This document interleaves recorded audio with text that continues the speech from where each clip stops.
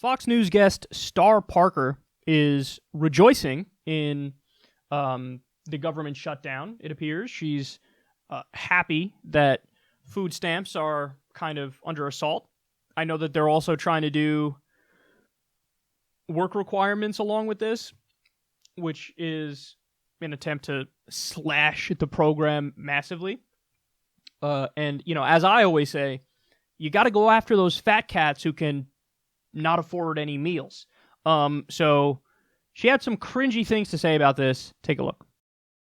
What happened with the SNAP program, if you go back even to the Bush administration, prior to President Bush, they were like food stamps. So they had this stigma about them. So people wouldn't want to be on even if they qualify. But now it's like an EBT swipe card. It's a debit card. So they take the shame out of it. The next thing you know, you have an economic crash. And so during the time of Obama, there were many, many more Americans. Remember, most of our safety net programs are for you to get back on your feet. Right. They're not what we've seen lately. Yeah, short term, not generational.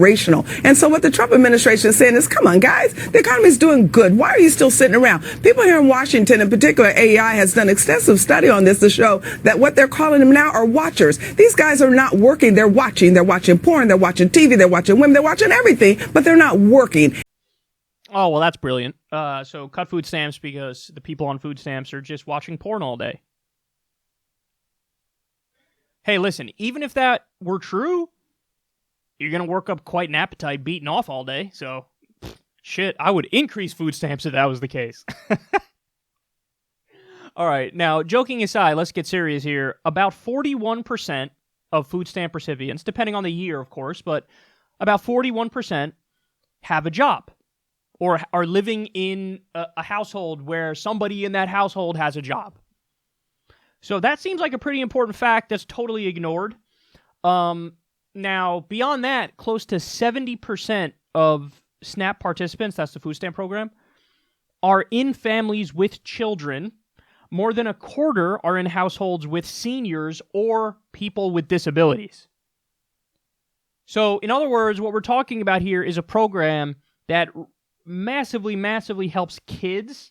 It helps seniors or people who are disabled. So in other words, this is like an absolute necessary lifeline for food for the people in society who need this help the most. They're the most vulnerable in society. And she goes on TV and attempts to smear all these people as, but if you're taking food stamps, come on, we all know they're just porn watchers. That's what they are. By the way, how much assistance does SNAP provide? Less than $1.40 per person per meal. See, this is a mindset I've never understood, and I'll never get it. Somehow, the right-wingers on Fox News have convinced themselves to be angry about incredibly poor people getting less than $2 for a meal. If I had to, create a list of the top things that I want my tax money going towards, it would absolutely be in the top 5. It might even be the number one thing that I'm happy my tax money is going towards this stuff.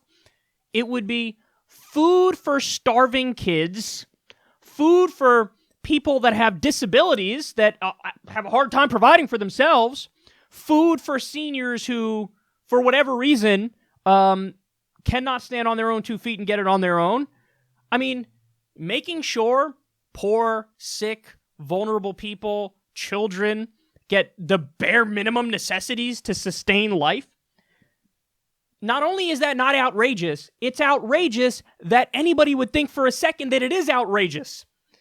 So Fox News is their a case study in absurdity and flipping reality on its head.